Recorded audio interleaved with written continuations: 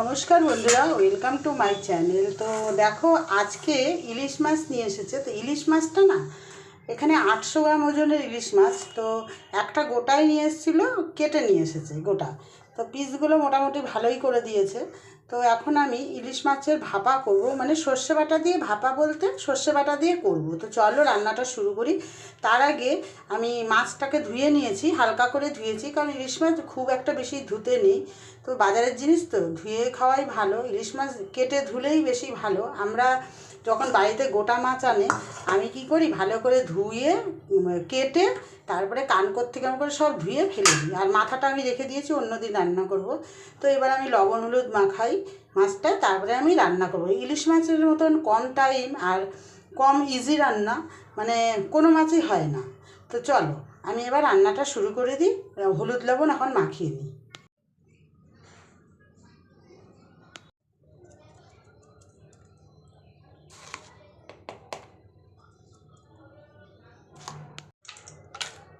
আমি এইভাবে মাখিয়ে নিচ্ছি।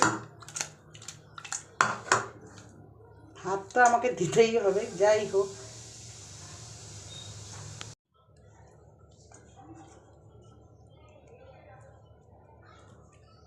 মাখানো হয়ে গেছে, এবার আমি মশলা করব।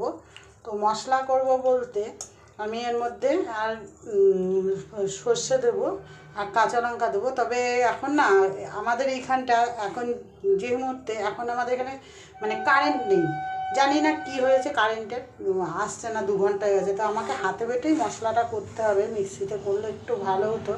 সর্ষে তো আমার হাতে বেটে ভালো লাগে না, মানে মিক্সিতেই ভালো লাগে, তবে হাতে বেটে মশলাই ভালো। তো চলো আমি হাতে আগে সর্ষেটা বেটে নিই। মশলা আমার বাটা হয়ে গেছে, দেখো। এটা হলো সর্ষে হাতে বেটে নিয়েছি, আর এটা হলো কাজু বাদাম। তো পোস্তটা ইলিশ মাছের সর্ষে পোস্ত দেয়, আজকে না আমার কাছে পোস্ত নেই। তো বাড়িতে যদি পোস্ত না থাকে তাহলে কাজু বাদাম দিয়েও খুব ভালো হয়, পোস্তর থেকে কাজু বাদাম দিয়ে ভালো হয়। তো পোস্তর বদলে আমি কাজু বাদামটা দেবো। এবার আমি এই যে একটা বাটি আছে, এই বাটিটার মধ্যে মাছ সব তুলে দেবো, দিয়ে কাঁচা লঙ্কা দেবো, স্বাদ মতো লবণ দেবো, একটু মানে হলুদ দেবো, দিয়ে চলো এবার করি। এই যে মাছগুলো এখন এর মধ্যে দিয়ে দিচ্ছি, সর্ষেটার মধ্যে দিয়ে দিচ্ছি, বাদামটা দিয়ে দেবো, বাটাটা, লবণ দিয়ে দিচ্ছি পরিমাণ মতন, হলুদ দেবো, হলুদ তো দিতেই হবে, আর একটু চিনি দেবো, কাশ্মীরি মির্চ দিয়ে দেবো,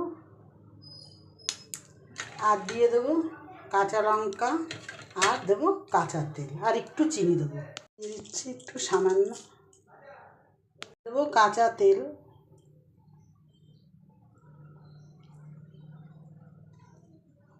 সামান্য একটু জল দিয়ে পুরো মিশিয়ে দেবো। একদম মিশিয়ে নিয়েছি, এবার ঢাকা দিয়ে দেবো, দিয়ে কড়াইতে বসিয়ে দেবো। তো ঢাকা দিয়ে দিচ্ছি।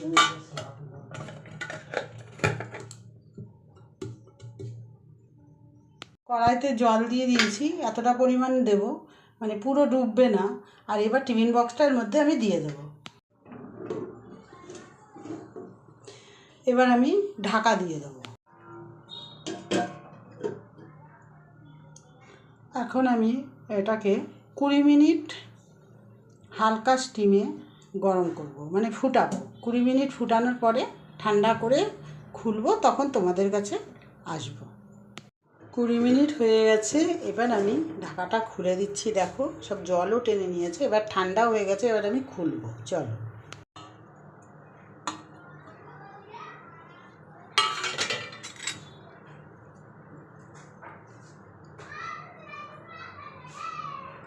তো আমার ইলিশ মাছ হয়ে গেছে। তো আমি না একটু জল বেশি দিয়েছি, কারণ হলো এটা না ঠান্ডা হয়ে গেলে একটু ঘন হয়ে যাবে। তো পুরো মাখা মাখা আমি করিনি, কারণ এটা তোমরা চাইলে পুরো মাখা মাখাও করতে পারো, কারণ এটা দিয়ে ভাত খেতে মানে অসাধারণ লাগে। তো দেখো মাছগুলো গোটাও আছে। তো বন্ধুরা, আমার ভিডিওটা এই পর্যন্ত। তোমাদের আমার রেসিপিটা কেমন লাগলো অবশ্যই বলো। ঠিক আছে, আবার একটা নেক্সট ভিডিও নিয়ে আসবো।